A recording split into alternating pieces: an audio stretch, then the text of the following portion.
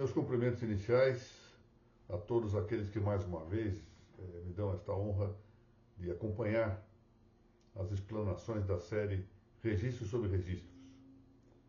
Quero agradecer muitíssimo à Academia Paranaense de Direito Notarial e Registral pelo apoio que concede a estas nossas reuniões, bem como à ANOREG do Estado do Paraná, o que faço na pessoa de sua presidente e também confreira na Academia Paranaense, a professora Mariana Pozzenato Martins, e estendo esses meus agradecimentos e saudações à professora Mônica Dalla Vecchia, que é a coordenadora acadêmica da ANOREG Paranaense. Estou fazendo isto por meio de uma gravação. Eu, como disse já antecipadamente, eu me submeto, a esta altura já me submeti, na hora que estiver indo ao ar, a um procedimento cirúrgico, de modo que, para maior garantia, sem saber se já terei ou não alta do hospital, preferi fazer de maneira gravada a explanação de hoje, que trata da averbação das convenções antinupciais e do regime de bens diversos do legal, em sua primeira parte. Muito bem. Nós ultimamos, e olha, isto é algo... chega a ser de algum modo surpreendente que há tanto tempo que estamos tratando da lista do inciso 1º do artigo 167 da Lei 6.015, né, que fala dos registros em sentido estrito. Nós hoje começamos uma nova série referente à lista dos títulos já não suscetíveis de registro em sentido estrito, mas que são passíveis de averbação no ofício imobiliário. Já não registro, pois, mas averbação. E isto apresenta para nós uma novidade. Depois de tanto tempo tratando do registro em sentido estrito, passamos a tratar da averbação. Bom, não custa aqui, ao iniciar esta nossa exposição, reiterar duas coisas de caráter geral. A primeira é de que, ladeadas aqui as disputas, as controvérsias acerca de serem, tanto a prenotação quanto a matriculação, espécies registrais autônomas, há quem diga que não são. Há quem diga que são modos de registro estrito sensu. Isso é uma discussão, valendo-me aqui de uma passagem conhecida do penalista nosso, que foi Nelson Hungria. Não se sabe se alguém está passando no lugar quando um vaso cai, ou se o vaso cai quando alguém está passando no lugar. O resultado é o mesmo. Saber se a prenotação e a matriculação são espécies registrais autônomas ou apenas modos de registro estrito sensu é apenas uma questão teórica. Bom, portanto, marginando essas duas questões, se a prenotação, se a matriculação são espécies autônomas ou se são modos do registro estrito sensu, remanescem no ofício imobiliário 4 espécies de inscrição livresca para praticar-se. Vejamos bem, inscrição livresca, quer dizer, inscrição em livros, inscrição tabular. Quais são? O registro em sentido estrito, que nós mencionamos, a averbação, que vamos começar a tratar hoje, a anotação, que está prevista para o livro do protocolo, para referir a suscitação da dúvida registral, e a indicação, que é própria dos livros indicadores real e pessoal. De maneira que, para quem considere a prenotação e a matriculação como modos de registro estrito sensu, temos apenas 4 espécies de inscrição livresca. Para quem considere como espécies registrais autônomas, nós teríamos ainda de considerar a prenotação e a matriculação. Então, nós teríamos 6 espécies de inscrição livresca. Bom, discussão teórica. Há outros atos do ofício de imóveis. Por exemplo, as certificações, as autuações, as intimações, cientificações, etc. Isso são atos do registro de imóveis, mas atos não livrescos. Portanto, atos extratabulares, não atos tabulares, não atos praticados nos livros. Essa é a primeira observação geral. A segunda observação que eu queria reiterar aqui, feita ao largo dessas nossas explanações, é a de que o figurino doutrinal clássico, para distinguir de um lado os registros e de outro as averbações, nem sempre foi observado na legislação vigente acerca do tema. Vou valer-me aqui de uma observação muito interessante que foi formulada por este eminente doutrinador dos registros públicos, que tem o maior dos meus respeitos e admiração, Dr. Narciso Orlandi Neto, que certa vez observou com muita cuidado que no direito brasileiro em vigor, pouco ou nada vale o discrimen clássico entre o registro estricto sensu e a averbação. Por quê? Porque os enunciados legais, com frequência, abdicaram dos critérios doutrinários dessa distinção. Bom, menos mal é que pouca ou até nenhuma, seja no aspecto estritamente registral, isto é, posto à margem o tema emolumentar, porque aí sim, quanto aos emolumentos, tem importância saber se é registro ou averbação. Mas quanto ao aspecto, ou à perspectiva estreitamente registrária, é pouca ou mesmo nenhuma a distinção dos efeitos resultantes de um ou de outro desses modos inscritivos, registro ou averbação. Bom, então vamos ao caso. O item 1º do inciso 2º do artigo 167 da Lei 6.015 refere-se à averbação das convenções antinupciais e do regime de bens diversos do legal. Esse é o tema.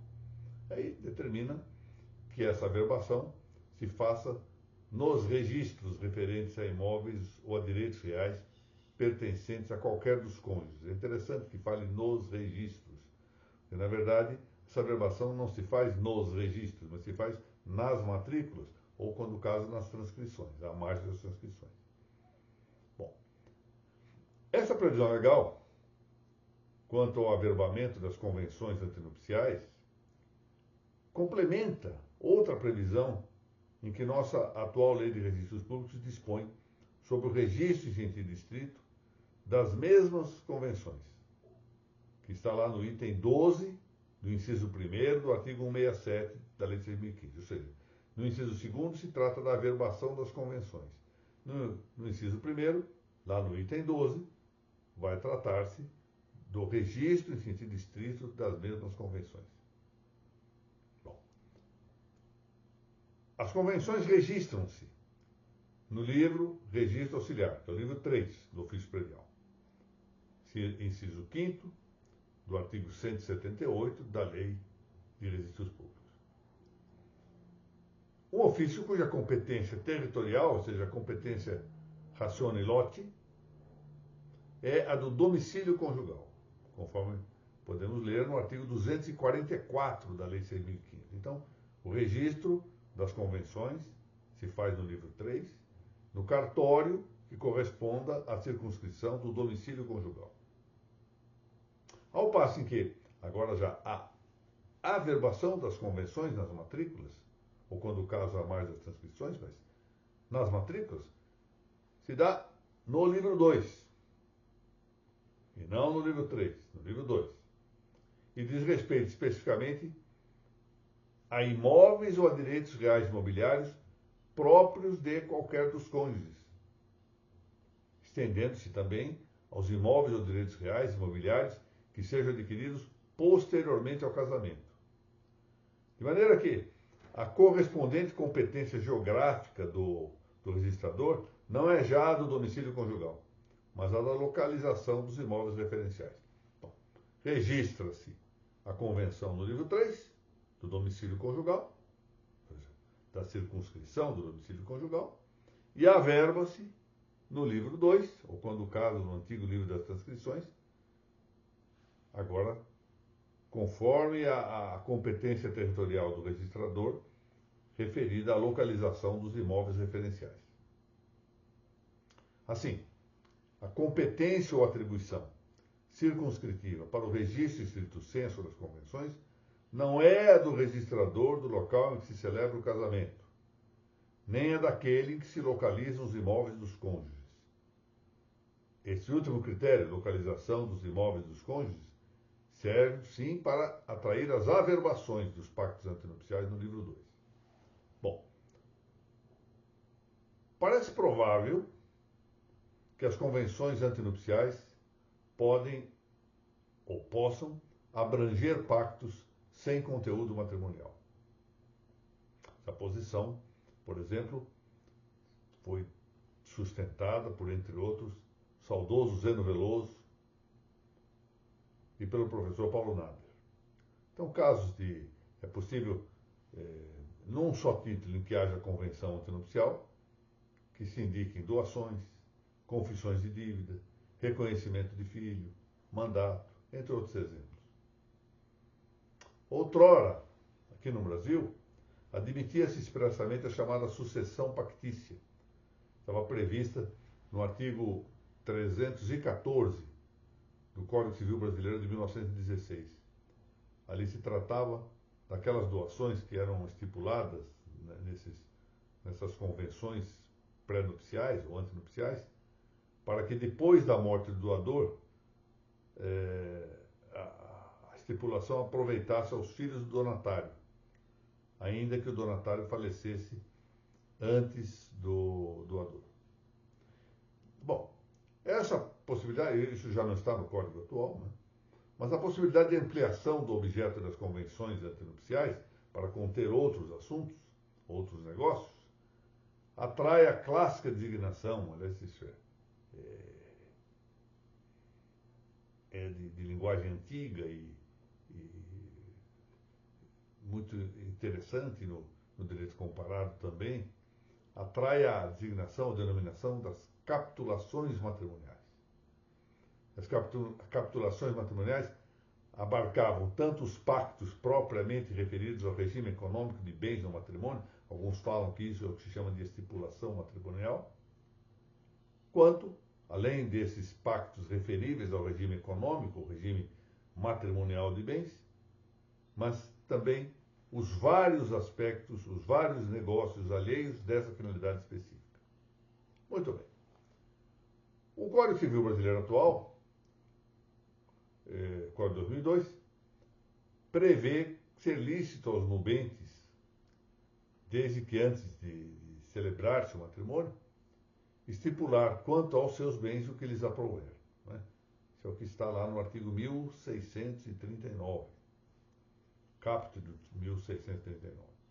Isso é o que corresponde à chamada Convenção sobre o Regime Matrimonial de Bens, ou Convenção Antinupcial, Convenção Pré-Nupcial, Pacto Pré-Nupcial, Pacto Antinupcial. Essa convenção, portanto, deve preceder ao casamento, deve ser feita antes do casamento. Mas observe-se que, embora ela deva ser feita antes do casamento, não há na legislação brasileira em vigor nenhuma indicação de prazo de validade que deva decorrer entre a elaboração do pacto antinupcial e o correlato matrimônio subsequente. Não há nenhum prazo de validade. Ele continua sempre válido, desde que se trate de um mesmo casamento. Assim diz, por exemplo, este eminente civilista brasileiro, Arnaldo Rizzardo, que se admite transcorra qualquer lapso de tempo. É sempre certo que os efeitos, ele também diz isso, dependam sempre da realização do casamento. Pode ocorrer, entretanto, que o próprio pacto indique um prazo certo para sua validade. E nessa hipótese, deve observar-se o prazo convencionado pelos nubentes. É a doutrina, por exemplo, de Pontes de Miranda. Se a convenção indicar um prazo certo de validade para ela, deve observar-se esse prazo. Se ela não observar nenhum prazo, então a lei não diz que não valha essa convenção. Ora, numa explanação anterior nossa, aqui dessa série, Registro sobre Registro, explanação 282, nós tivemos a ocasião de referir que o atual Código Civil português prevê um prazo de caducidade, prazo de 1 ano, por sinal, para essa convenção pré-nupcial. E dentro desse prazo de 1 ano, que está previsto na lei, deve celebrar-se o casamento. E não é diversa a indicação de um prazo, e prazo de 1 ano, que consta no Código Civil Espanhol também. Ali também se fala em prazo de validade da convenção, e esse prazo tem o seu termo no decurso ou transcurso de 1 ano de sua elaboração. Ora, sem embargo, é preciso dizer que alguns autores têm chamado a atenção na doutrina espanhola de que esse prazo de caducidade relativo às capitulações pré-nupciais poderá ser renovado, ou seja, nada impede que durante o curso de 1 ano se faça uma espécie de retificação ou de prorrogação do prazo por meio de uma nova outorga para poder cogitar de maior prazo do casamento a realizar-se. Bom, no Brasil não há esse prazo. Não é demais aqui, todavia, que nós observemos que o decurso de um tempo irrazoável entre o acordo antenupcial e o casamento, porque pode ocorrer, efetivamente, que se faça com vistas a um casamento que se vai realizar, está projetado para realizar em alguns meses, e esse prazo pode dilatar-se por uma série de coisas que a vida, as circunstâncias da vida sempre, de maneira contingente, podem levar à prorrogação da ideia do casamento. Seja por motivos econômicos, seja por motivos de saúde, seja por motivos profissionais, por questões familiares, etc. Então é possível que esse tempo se dilate. Agora, se esse tempo for irrazoável, pensamos aí vamos pegar um exemplo mais assim extremo, 10 anos depois, é um prazo possivelmente irrazoável. Então,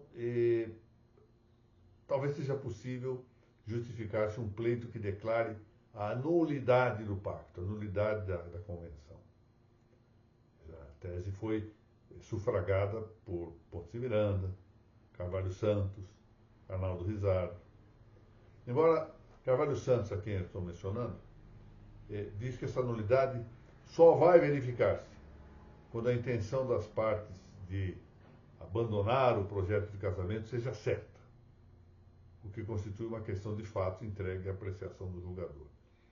Eu sou franco em dizer que não vislumbro muito bem a razão de que o abandono do projeto de casamento mostra algum interesse jurídico em que se declara a nulidade de um pacto, se já se sabe que não se vai casar e, portanto, ele só vai ter efeitos se houver o casamento. Mas, enfim, a doutrina admite, pelo menos, essa nulidade. Então, em homenagem à doutrina, vamos deixá-la consignada. Ou, talvez eu não vislumbre aqui alguma razão para que se declare a nulidade. Eu imagino que haja talvez alguma possibilidade de alguém acenar algum prejuízo indenizatório ou compensatório por lesão moral, alguma coisa. Pode ser que haja. Bom, a Convenção sobre o Regime Matrimonial de Bens, portanto, deve anteceder ao casamento. Mas isso não impede, ou seja, o fato de fazer-se isso antes do casamento não significa que depois do casamento não possa haver uma modificação. É algo que está previsto no Código Civil Brasileiro atual, parágrafo 2º do artigo 1639, que é um artigo-chave para essa matéria. Essa modificação, entretanto, demanda autorização judicial. E o que faz o juiz? Ele vai verificar a procedência das razões invocadas pelos cônjuges. Por que eles querem mudar? E vai ressalvar os direitos de terceiros.